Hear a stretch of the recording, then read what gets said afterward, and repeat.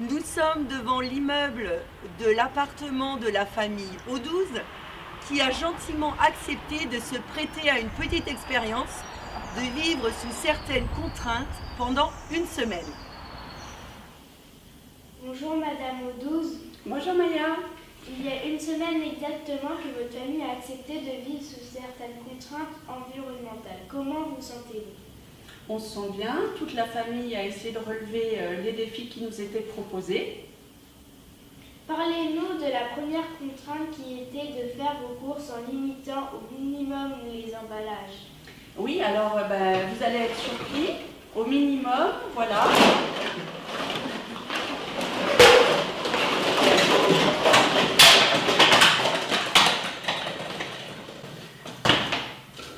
Voilà ce qu'on a pu récolter en une semaine de courses, en essayant de faire attention bien sûr aux emballages. Quelles sont vos constatations? Les constatations, c'est que, comme tu peux le voir, il y a énormément d'emballages. Dès qu'on achète quelque chose, en fait, on l'achète emballé, la plupart du temps. En fait, comme tu peux le voir, on a surtout des emballages de... Moi, je cuisine beaucoup à la maison, j'achète très peu de produits finis.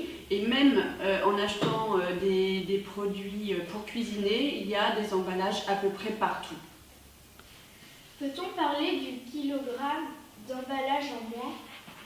Alors, en essayant de faire attention, on peut effectivement arriver à limiter, mais ça reste quand même assez énorme. Et c'est très très compliqué dans une ville comme Düsseldorf de ne pas avoir d'emballage. Pensez-vous qu'en France, le résultat aurait été différent? Alors en France, moi j'avais l'habitude d'aller faire mes courses dans un marché à proximité de chez moi. Et aussi, nous avions un potager. On avait un petit jardin, effectivement. Qu'est-ce qu'on pouvait avoir au jardin? Des tomates, Oui. des framboises, des fraises, ainsi que des cerises. Des pommes aussi, on avait des kiwis. Des kiwis.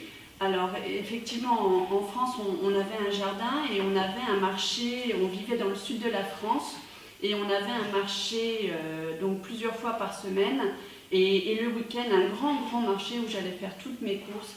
Et là, c'était assez formidable parce que c'était des petits producteurs et il n'y avait quasiment pas d'emballage. On avait de temps en temps des contenants en papier ou en carton. Par exemple, pour les fraises, c'était des petits contenants en carton recyclables. C'était pour les pâtes fraîches, elle les mettait dans quoi, la dame? Tu te rappelles, dans les petits sachets blancs en papier, et on limitait vraiment tout ce qui était emballage. Là, on a des paquets de pâtes. Alors, je ne dis pas que c'est pas possible de trouver des pâtes fraîches sur Düsseldorf, c'est possible, mais c'est relativement cher. Alors qu'en France, même un produit de base comme les pâtes était accessible et sans emballage. La deuxième contrainte était de relever votre compteur d'eau après une semaine où votre famille a accepté de réduire sa consommation.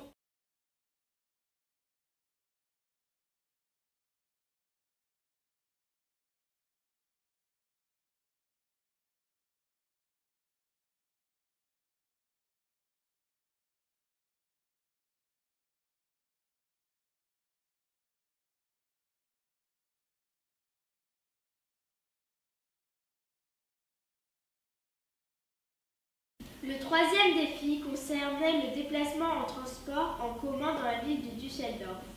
Effectivement, nous avons pris les transports en commun pendant une semaine, pendant la semaine du développement durable à Düsseldorf, pour tous les matins et tous les soirs, pour aller à l'école et en revenir. Donc pour ça, nous avions des chocotickets. Ce sont des cartes de transport pour Düsseldorf, pour aller en ville, en tram. Autant de fois qu'on veut. On peut y aller autant de fois qu'on veut et c'est pour les étudiants seulement. Donc oui, et donc ce défi nous faisait partir à 7h30 de la maison au lieu de 7h40 habituellement, puisque habituellement on va à l'école en voiture. Donc ça nous faisait nous dépêcher, mais au final on n'arrivait pas ni plus tard ni plus tôt, on arrivait à la même heure qu'en voiture, à 7h50 à l'école. Donc pour moi, aller le matin à l'école c'était un défi puisque d'habitude j'y vais en voiture, que j'ai moins à me dépêcher. En revanche, le soir pour rentrer de l'école en tram, c'était pas un défi puisque je rentre habituellement en tram de l'école. De plus, j'utilise les transports en commun dans la vie de tous les jours pour aller en ville, faire du shopping. Oui, j'utilise les transports en commun dans la vie de tous les jours. Et est-ce que la fréquence de venue des trams vous semble suffisante? Alors, je pense qu'elle pourrait être que les trams pourraient arriver plus fréquemment. Justement, c'est pour ça qu'on devait partir aussitôt le matin à 7h30 plutôt qu'à 7h35 ou 7h40 parce que sinon on allait louper le tram et il arrive uniquement toutes les 10 minutes. Donc, c'est vrai que s'il arrivait plus souvent, ça nous permettrait de partir un peu plus tard. Pour vous, qu'est-ce qu'est le développement durable? Pour moi, le développement durable, ça serait de pouvoir vivre ma vie et de laisser la terre correctement pour que mes enfants puissent aussi vivre leur vie de façon convenable. D'après vous, est-ce que la politique mise en place pour vivre au rythme du développement durable est suffisante pour être compatible avec une vie de famille en Allemagne? Alors, c'est une question assez ambiguë parce que je pense qu'il y a un côté où on peut dire oui et d'un autre côté pas du tout. Il y a des objectifs qui sont facilement atteignables et d'autres absolument pas en ville à Düsseldorf.